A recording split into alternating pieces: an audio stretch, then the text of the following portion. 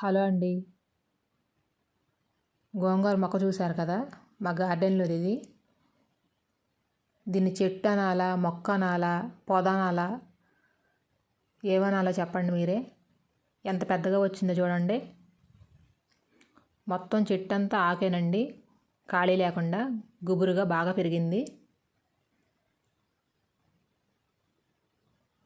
చాలా పెద్ద మొక్క అయింది. ఒకటే మొక్క కాయలు వచ్చినాయండి. నేను తీసేసిన తర్వాత అది ఎంత పెద్దగా అయింది. మధ్య మధ్యలో వర్షాలు పడుతున్నాయి. చాలా బాగుంది చెట్టు. గోంగూర కూడా ఎంత ఫ్రెష్గా ఉందో.